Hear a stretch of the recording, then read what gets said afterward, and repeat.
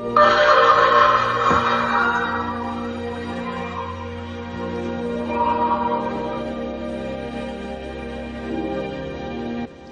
some people, they know from the time that they were, old enough to speak what it is they wanted to do.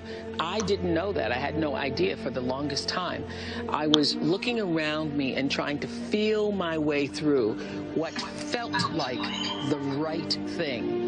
But what I knew was that whatever that right thing was, it wasn't going to be what everybody else told me it was. And so I think that's true for not just people who become known or become famous. I think it's true for everybody who decides for themselves that there is something more. And I want to listen to what that is and be guided by that. Now, many times people ask about what is my purpose? How do I know what my purpose is? How do I know what I'm supposed to do? The only way to know what to do in life is to pay attention to the life that you're living right now. You can't get it by listening to other people. There's a wonderful Bible passage that says, "Be still and know that I am God." You can't allow the voices of the world to drown out that which I know is the voice of God, the voice of your own consciousness, the voice of the purest light of yourself, because that is how the energy of God speaks to all of us. And so, knowing that, number one, you deserve and are worthy of the best that your creation has to offer, and believing that there is a reason why you are here, and understanding that your job is to figure out what that is and then follow that belief.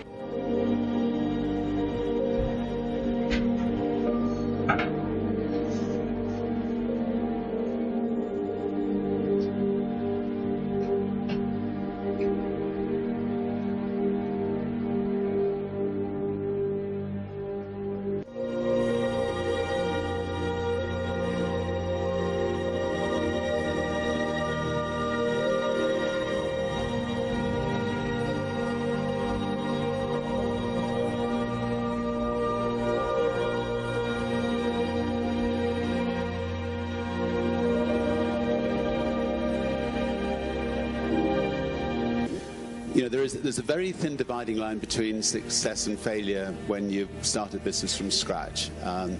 And if you don't have enough money to pay the bills, you go the wrong side of that dividing line. And if you can somehow get enough money to pay the bills, you stay the right side of that dividing line.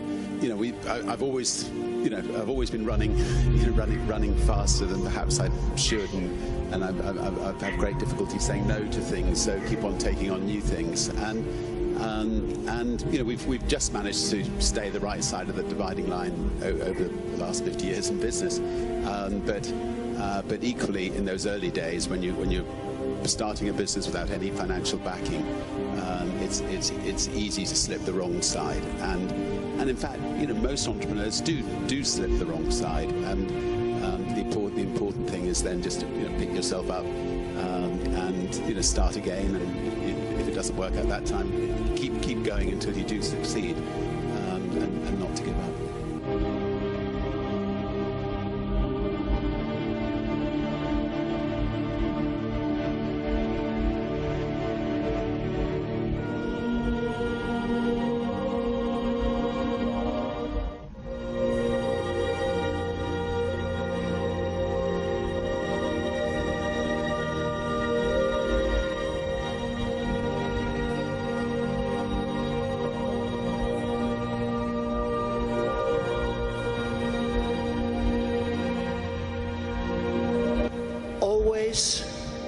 Have passion.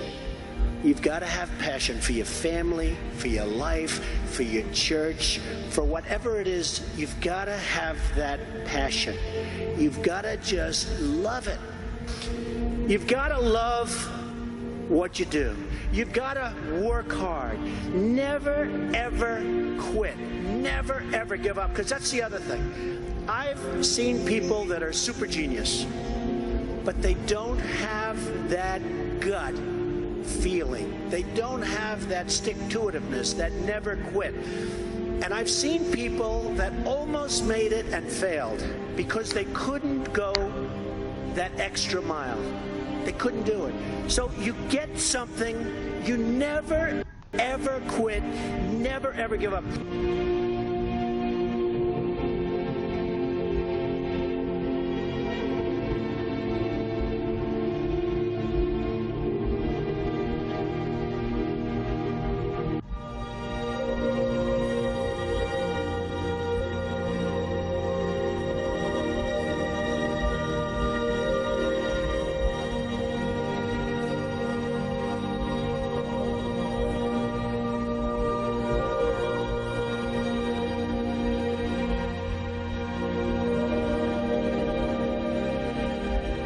A lot of times my issue is people are not setting goals that will be something that somebody who becomes rich or could do anything.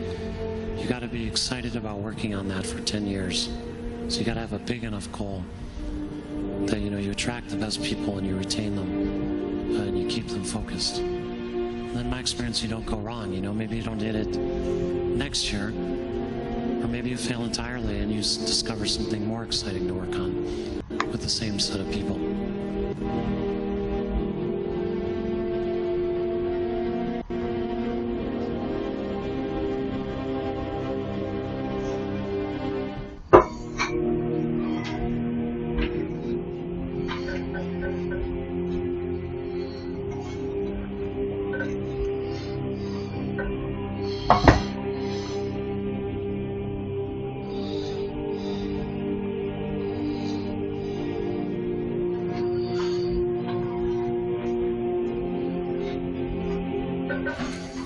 Failed on an epic scale. An exceptionally short-lived marriage had imploded, and I was jobless, a lone parent, and as poor as it is possible to be in modern Britain without being homeless.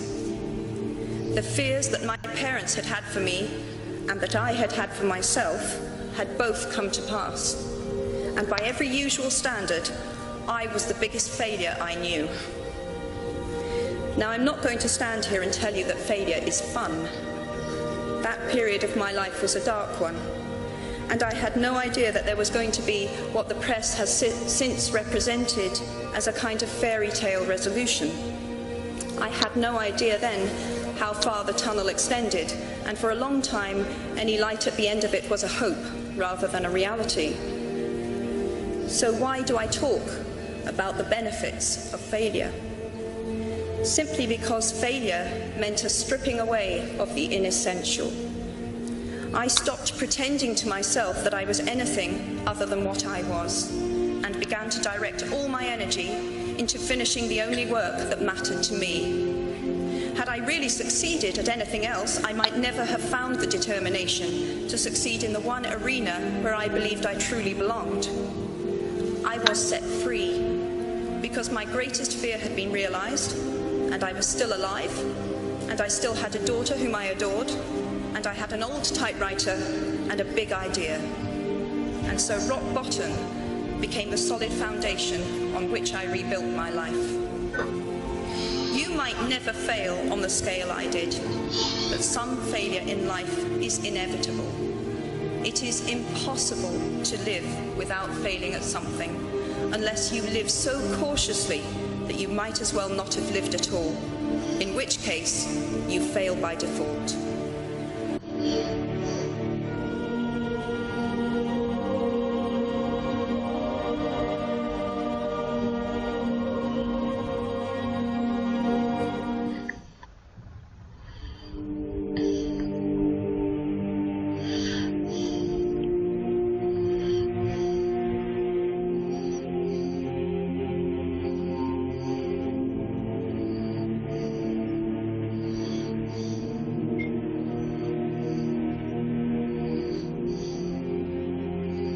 Almost 7 years ago now, I started this most incredible journey called Amazon.com. I decided to do this. I first talked to my wife, who is sitting here in the audience, and she had married relatively stable, goofy, but still relatively stable person working at a Wall Street firm. I worked at a quantitative hedge fund, and this was a hard decision. And I was looking for the right framework in which to make that kind of important decision.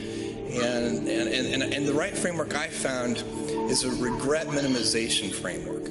And so that's just a nerdy way of saying that you want to project yourself to age 80 and then think back over your life. And if you're 80, what are you want to minimize the number of regrets you have throughout that period of time. I think this is something a lot of people do, but it was a very clear way for me to think about making that kind of life decision. And the way it helped was I thought, okay, if I go do this thing and participate in this thing called the internet that I genuinely believe is going to be a big deal, and if I fail, am I going to regret having tried and failed? And I knew the answer to that was no. But I also knew that if I didn't try, that I would always regret that. I would always wonder, and it would haunt me until that mythical day, which I actually hope will come. As an entrepreneur, if you're gonna build a company, pick something you think is interesting that has the intersection of genuinely creating real customer value, and then just stay right there and let the wave catch you. Whatever it is that you want to do, there's going to be risk in your life, and risk is a necessary component of progress. So, there are different kinds of people that want to do different kinds of things in their life. I don't know how you can make any pioneering movements in the world of any kind, whether they be the geographical, physical exploration that I've just been talking about, or whether it be, a more cerebral exploration of a scientific field. Or I bet you could ask that question of every speaker here, and I bet that every speaker here has taken substantial risks, whether it be intellectual or otherwise, to achieve what they've done.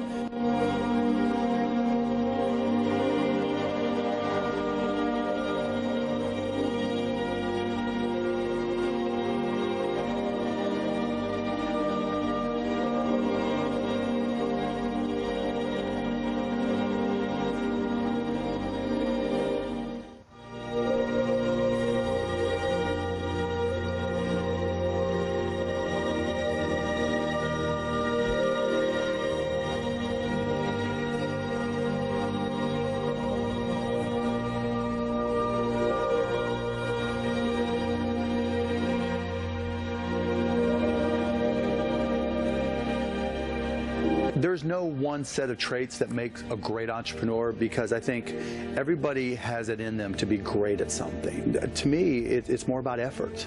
What are you good at? What are you not good at? And then putting in the effort to figure out how to make it all work together to create a company. And so once you have that figured out, then you just have to go for it. And if you're willing to put in the time, you can make it work. And I say this all the time: it doesn't matter how many times you fail. You only have to be right one time.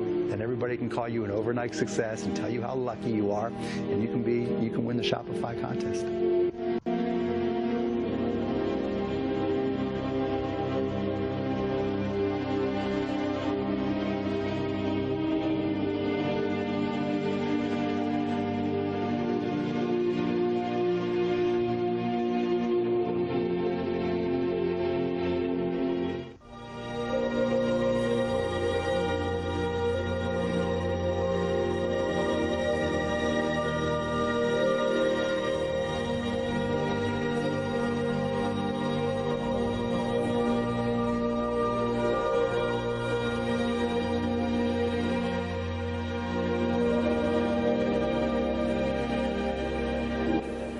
I think certainly being focused on something that you're confident will have high value to someone else, and just being really rigorous in making that assessment, because people tend to a natural human tendency is wishful thinking. So a challenge for entrepreneurs is to say, well, what's the difference between really believing in your ideals and sticking to them versus pursuing some unrealistic dream that doesn't actually have merit. And that is a really difficult thing to tell. Can you tell the difference between those two things? Right. You know? So you need to be sort of very rigorous in your self-analysis. I think certainly extremely tenacious, and then just work like hell. I mean, you just have to put in, 80 to 100 hour weeks every week. You had that third failure in a row. Did you think, I need to pack this in? Never. Why not? I don't ever give up. I mean, I'd have to be dead or completely incapacitated.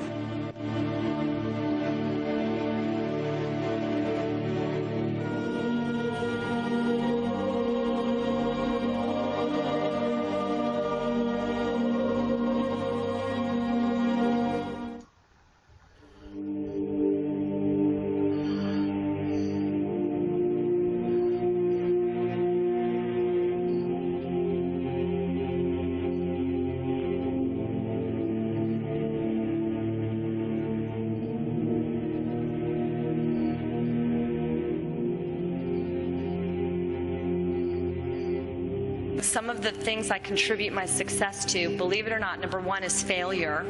I had always wanted to be a lawyer, and I failed the LSAT, basically.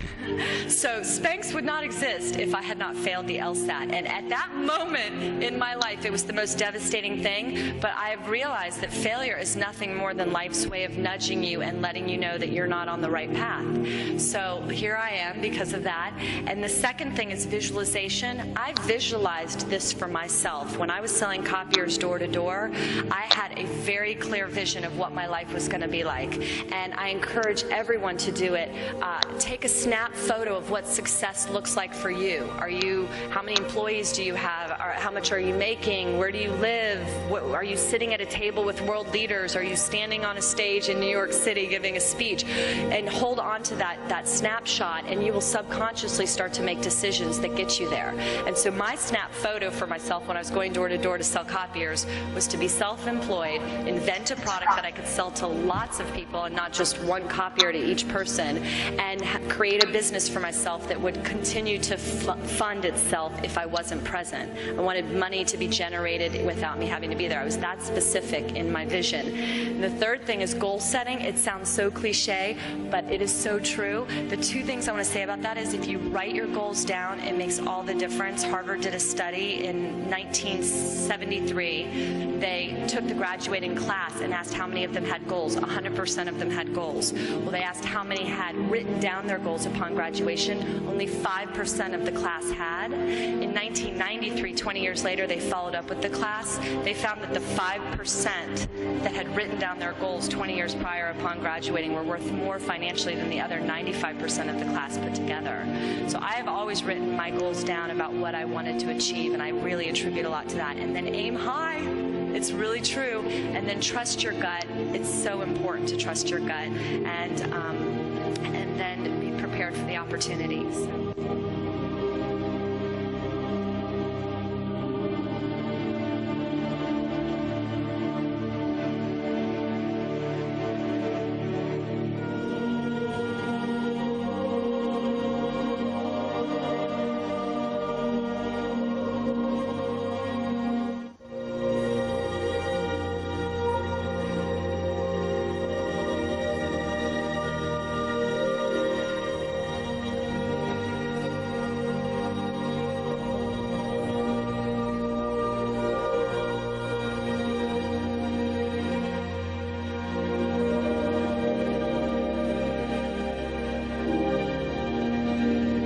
Yeah, I actually think determination is probably the biggest piece.